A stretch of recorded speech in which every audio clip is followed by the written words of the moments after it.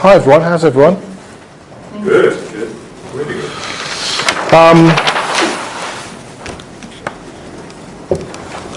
Actually, in the core values it says solving the unsolvable for innovation, and my thinking was around, there was a famous line in a film that says, oh, you only think it's impossible because no one's ever done it before. I can't remember what film it was, but it's a very famous line in a film. I think it was, maybe it was Star Wars, I can't remember what it was, but you know, so our thinking creates the world that we find ourselves in, our world. You know, your personal experience of that world is a big reflection of who we're being, who we are. We've made quite a point of who we're being is a very strong part of this, and you'll all have some view of that. Some of you will have a deeper understanding, maybe it's an evolving understanding, but notice how much of that you already know that you know. And I want to challenge you today, because if you only went back home tonight with everything you already knew, it wouldn't have been the value we had intended. So in the context of collaborating, Jill and I thought we'd turn our genius slot into one that really focused on expanding collaboration, or collaboration expanded. And what I was thinking about in terms of collaborations is this kind of popping effect where there's a cascade of things just start to happen. Have you all had that experience in life where it was like you're pushing against something, you're trying to make something happen, or then suddenly things just start taking on a momentum? Have you all had that kind of experience? Yeah. Where things start to evolve in a way that maybe you had intended or maybe you hadn't intended, but they just started to bloom, blossom? What other words would you use for that effect? Personally, I'm still waiting for that tipping point to happen, but I know it's going to happen. But you've had it in other areas of your life, right? Yeah. Yeah? That's what I mean. So how would you describe that? Sort of momentum? Yeah? Like things just start to take on their own pace, maybe? Yeah. And before that, what was it like, Trey? Before that. So I equate it to me in the music business, and before having success in the music business, it was kind of like this knocking against the door, it's plotted and nobody really wants it. And then when you have that little spark, that little track that people think, ooh, Right, pause. like this truth. Pause. Before you do that bit, what is the space before that bit like? Which bit? Before the hard work bit. whatever that It's is. not been hard work, to be honest. It's, I don't know, it's almost like Stubborn persistence. So for you to be stubborn, persistent, so you're what, belligerent almost? Like you just Keep going. keep going. If it's single-minded, it's like you complete belief in yourself, and it's got to, you know, you're not waiting for permission. You're not waiting. You're just saying, you know what, something will occur, and you just keep going. yeah, there's like a belief, almost like an arrogance of how it's being done isn't right. You don't know it's the moment before till it's happened, because Yeah, you can never replicate. you don't know the it. moment Yeah. before because it hasn't happened.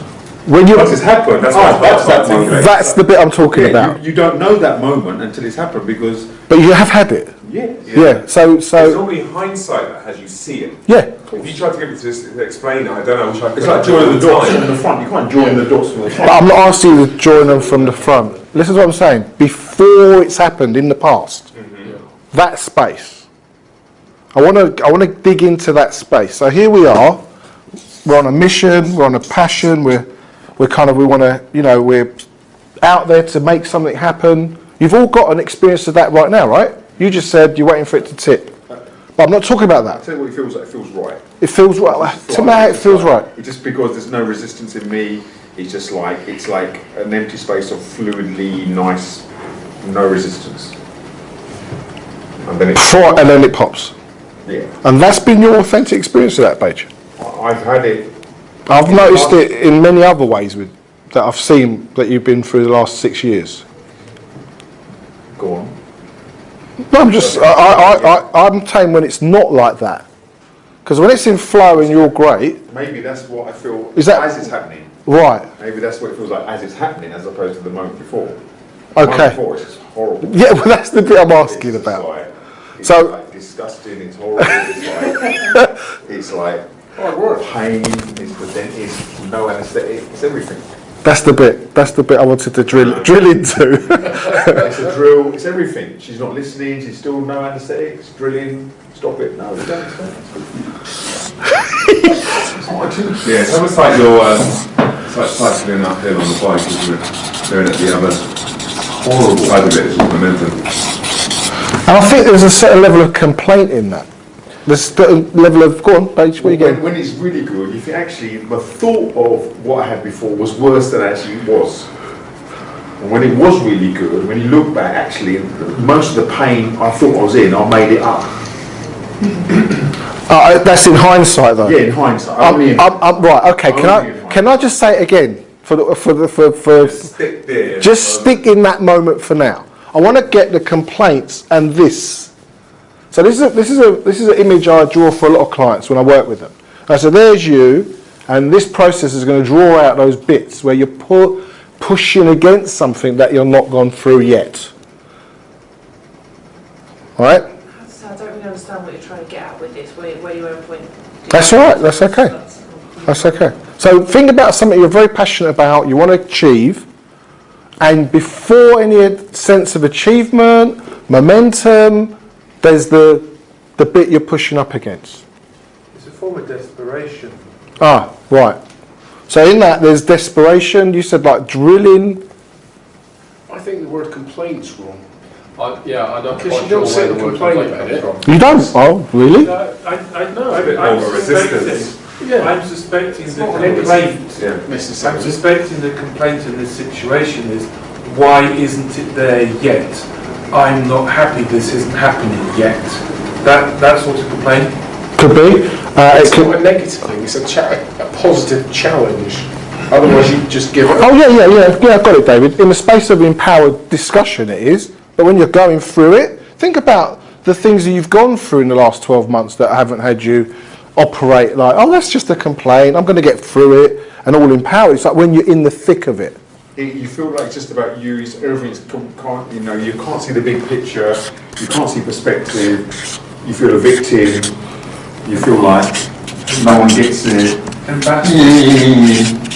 that's for me. Yeah. In the context, I mean, if I create for like say a recent property project I did, it was literally stressful. Like you feel like you wanted to strangle someone. Right, yeah. Did you? Strangle someone? I ended up bloody getting ill as a result of it, to be fair. But, So in that, where that force yeah, is putting on more on you, there's a certain level of stress yeah, and maybe even illness, and even the thought of homicide.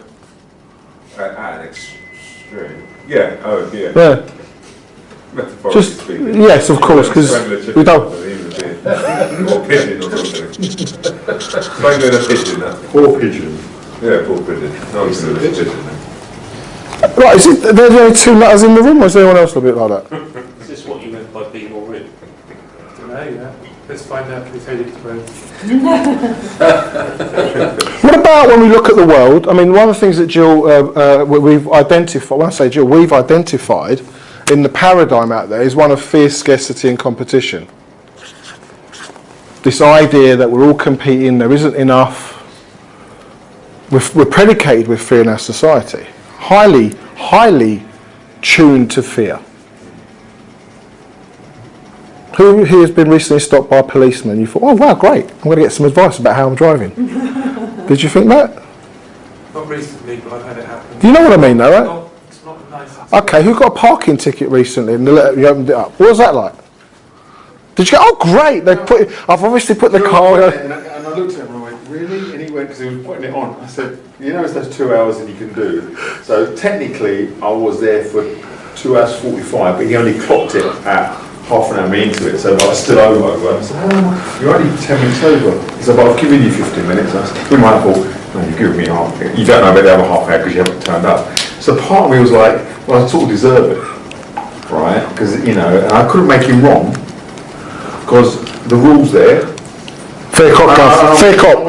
But you did think about trying how you could do it. No, I said, really? I said, can you not? He goes, well, it's gone through. You weren't at that That's point, you weren't at that 50. homicide point. No, I was actually saying, you know what, he's only doing his job. I'm in the wrong, right? The thing is, right, Yeah, and by the time you look at it, it's 25 quid because it's whatever half. And I was actually at a potential client meeting, and I've got that client, so I thought actually. Well, like quid pro quo, it all works out. Yeah, so in the big picture, Stick it down expenses and build. I was wrong. Well, I did wrong. Based on the rules, I broke it. So if I went into, you're out of order, get a better job and all the rest of it. It's not his point. Technically, he's not done anything out of order. So what else do we go through in life? I mean, this is all going to come back to collaborating, right? It's when we're collaborating with people. Who here can actually admit at some level they've attempted collaborations and they didn't work out and they got really pissed off? Put your hand up even a bit more if you've done it a few times. Yeah. Right. So I want to identify that as part of the fear, scarcity, competition effect that we are the effect of. It's societal, it's macro. Who here has done a lot of personal development, courses, transformation, in and out of da-da-la-la-la, right? So one of the reasons I designed a Be Inspired program is my experience of delivering and going through those programs myself was I'd go and get a transformation, the heavens would open up, everything's possible. Who's had that experience, yeah? Yep. Yeah? And then the computer says no. And everything goes back into its, like the jack in the box comes out, anything's possible, then boom, there's a lid on it. All right? So my personal experience of personal transformation, and by the way, it is vast. I've been at this a long time. Not like I'm pulling rank on it, but I've gone through it so many times that I come out with this new hope, the new bulb, the new insight, the new possibility, whatever you want to call it. And there are effects on me that are beyond my personal control, in line with what I'm committed to. So if we look at BeCollaboration, our commitment is to make a global impact. In a self-organising, what are we, mad? So I noticed how many complaints, upsets, resentments I've had around this project for especially the last 6 months, I'd say. You know, and I'm thinking, right, going back to what you were sharing, was exactly where I'm at. How do I reinvent this? How do I reinvent this? What bit is, because I'm told so much is working. Who here, even in all those things you had going, where you're pushing up against that dread, that worry, that complaint, stress, that was creating all this, there was something still keeping you going? Sometimes it's not about what's necessarily not working, it's about keeping at it because nothing happens overnight. So persistence over time. Yeah. That's logical. But a human being in that experience is not always a logical experience. I'm talking about when it is happening. When you're not empowered. There's a sense of purpose, I think, that would keep me pushing forward. Like, I can do it, I've done it before. And then knowing what the victory feels like, because I've done that before, that also has me keep going, even as frustrating. So getting back to the collaborations, because there's a real element of human investment to make collaboration happen. In my experience, is you've got to keep going again, even after the amount of times you've heard that person say the same thing, good or bad, you've got your opinion about them, they've got an opinion about you. The real tricky part, I think, for collaboration is when we get caught up in a spiral of complaint about the other, about the self, about the world. Well, do both parties are they coming to the table with the same end in mind, or is it one basically trying to collaborate more, but the other one doesn't actually understand what collaboration is? This is an interesting point where I've realised that we are attacking this problem completely wrong. Right? So if you get real, to reconfigure my mind and remove every hurt in my head is an enormous task. So the belief of a lot of people, you go on a personal development context, you're slightly more aware. The real thing with collaboration is that you will almost certainly trash someone's value inadvertently. Or undermine them, devalue them. Whatever, subtle, you use the word complaint, that doesn't relate to me. Right, so complaint doesn't relate, so that's kind of wrong. So we've all got this undiscovered, because that's the way life is, these things that trigger us. We never knew about it until So, you know, and I've experienced that a lot recently, where you work with someone's passion, and they say, we want to meet on this day. Well, I don't like meeting on Tuesday. Well, I always do. I like to get this done before lunch. No, that doesn't resonate with my way of thinking. No, I don't. So the reactions are coming up, right? So The responses, reactions. In that sense, is you start coming across resistance to different ways of working. Because It might not be cerebral, it might be unconscious, like maybe an unconscious Go back to reaction. that diagram, the simple diagram. The elephant is massive.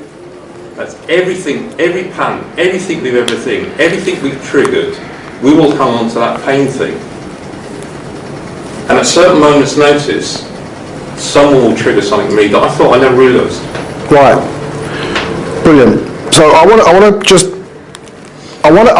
to get that this is all part of the fear scarcity paradigm that we talk about in the book, that we talk about very often in BeCollaboration. So I would say that is, when I hear the word is all part of the collaboration, that I have a problem with that straight away. Yeah, don't worry, chill with it. Yeah, right. So fear scarcity competition is part of the bigger paradigm. So, sorry, chill with what? Just stay with it. You just told me to chill with it. Yeah, chill with it. I find offensive. Yeah, No, good, no, good. no. That's fine. That's fine as well. So that is what I'm talking about. Right. So partly our reactions and our immediate responses are part of the triggers that push back against the ability to collaborate. It's there before you are. Your standards, your ideals, what you think people should and shouldn't say. Man, that's like, who wants to be around that? And then we go, oh, let's collaborate, because it's possible. Now, what about if we really explore this love, connection, abundance?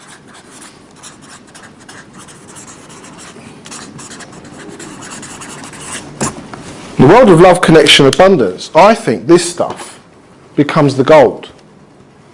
That level of authenticity, the ability to really share the experience. Like, you know what, I just found that really offensive that you found that offensive. Interesting that. I'll park it. Let's find our value. Let's find the value. Let's find the value. What happens to this? Well, it just evaporates, doesn't it? It just kind of goes, it was a big deal, and suddenly it's like, ping, ping, gone. Ping, gone. Because this story and the investment we've got in holding our opinion or our position on this stuff is massive.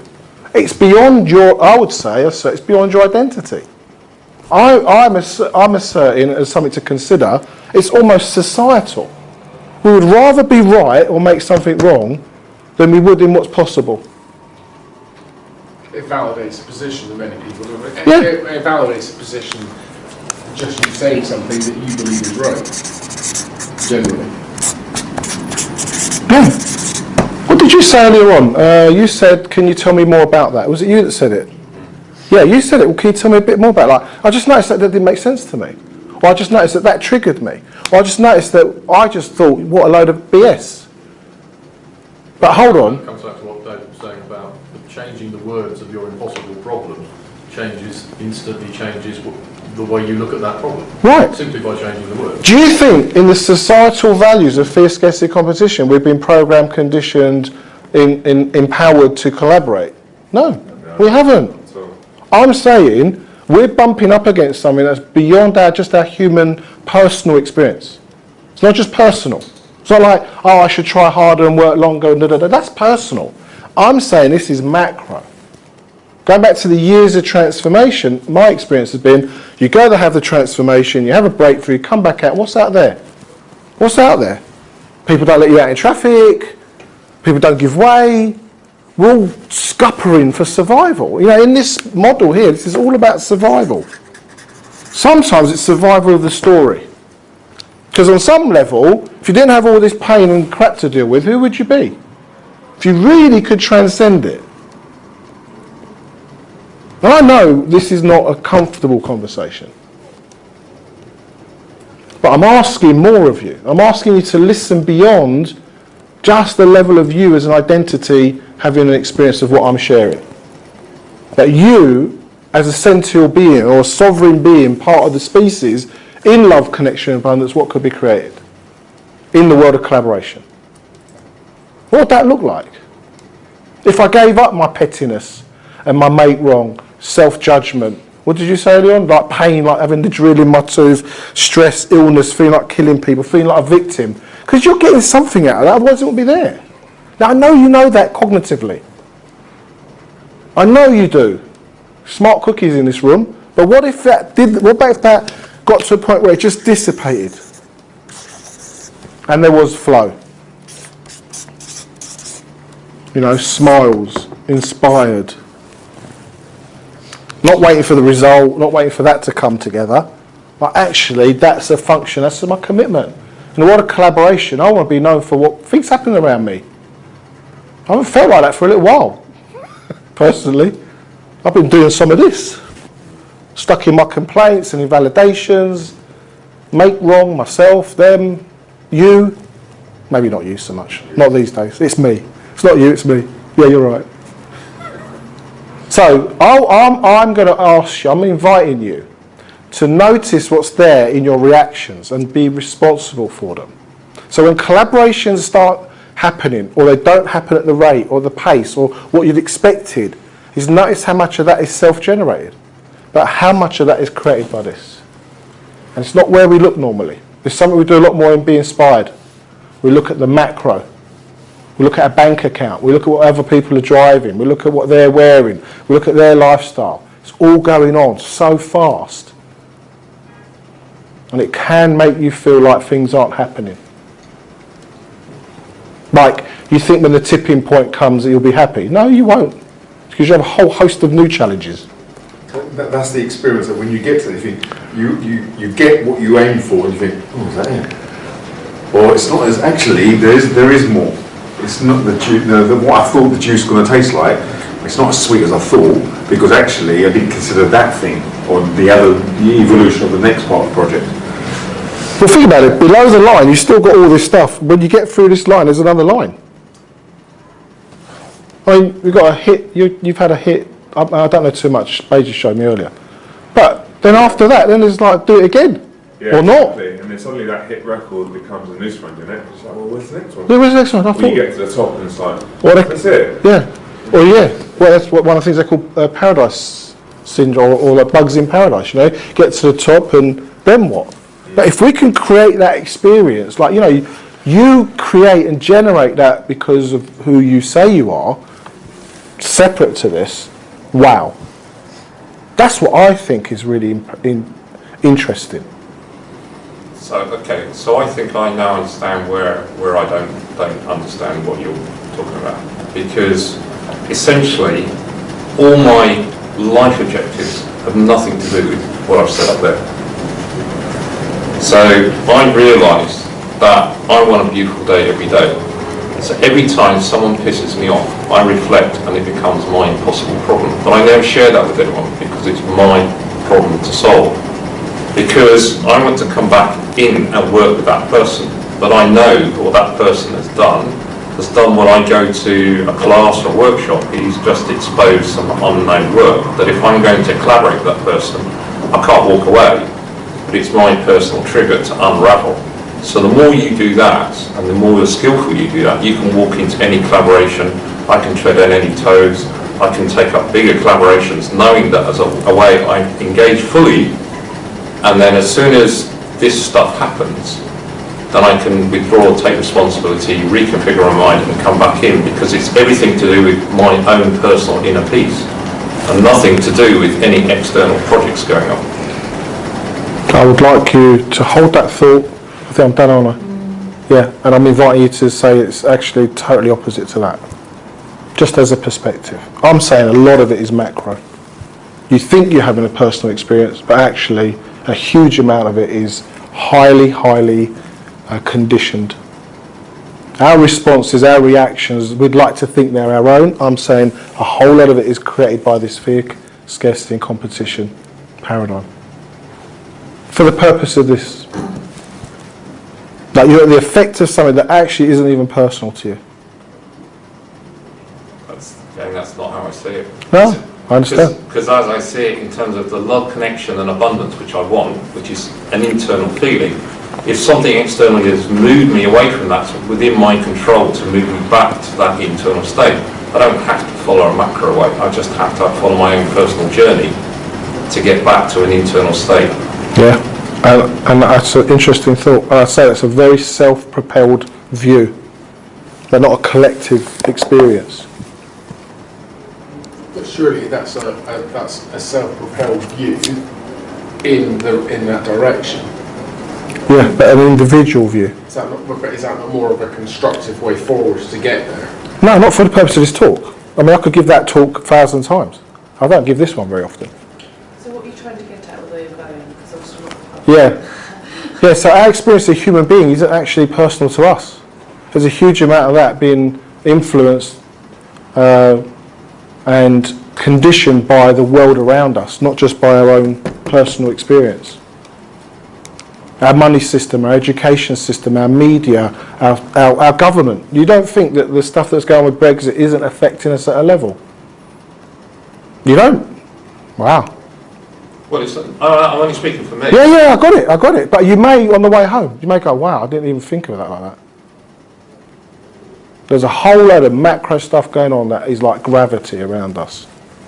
It isn't pulling for collaboration, it's pulling for competition and fear and isolation. Go it alone, survival.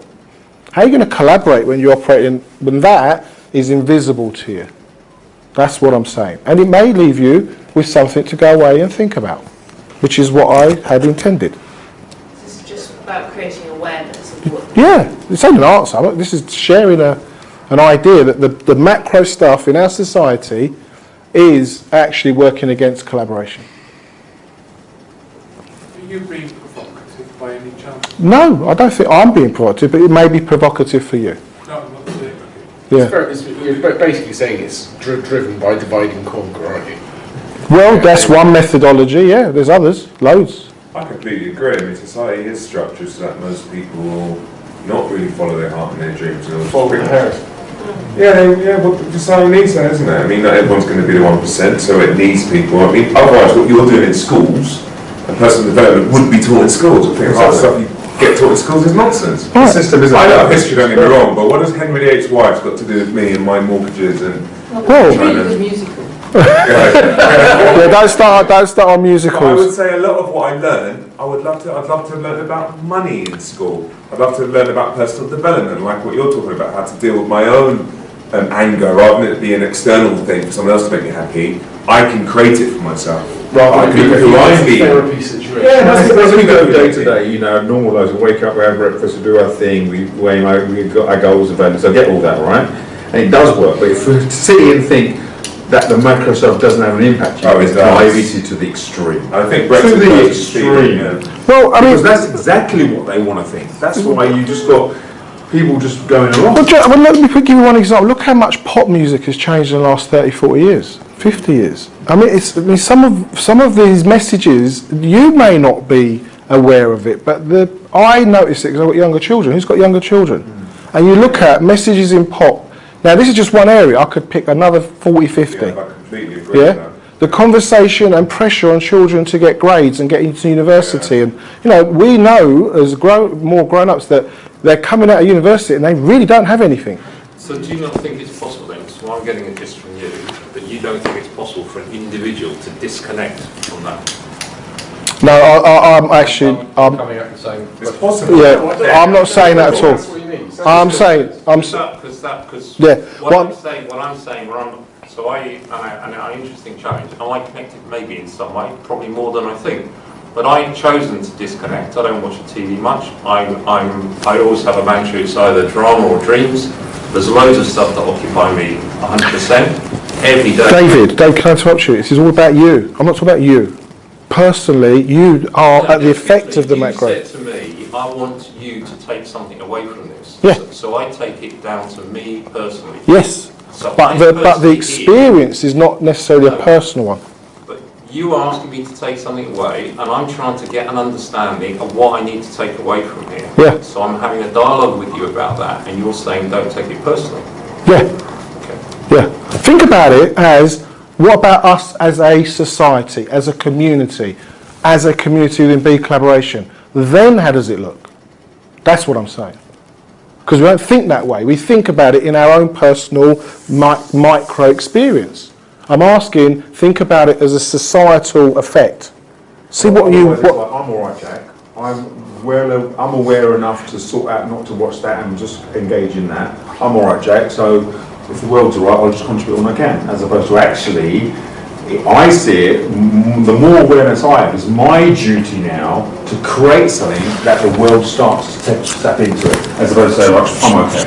Yeah. And knowing, for that to happen, you've got to be so aware of what happens at the macro level. Otherwise, you're like, well, I don't need to know about that, so I'm okay, Jack. It's that awareness. Well, I think the big challenge, I think the personal development industry's had over the last 30, 40 years was how to survive this paradigm, not to transform it. And I think that's the thing we've got to confront. That's the thing BeCollaboration was set up to do. It wasn't set up to just have a personal development experience. It was about how we're going to impact through our lives and our passion, the very world we live in, through our personal self-expression. That's fine, but with a macro view. That I totally agree. Okay, then I think I'm done. Thank you. A good place to leave it on. Thank you very much. Thank you very much.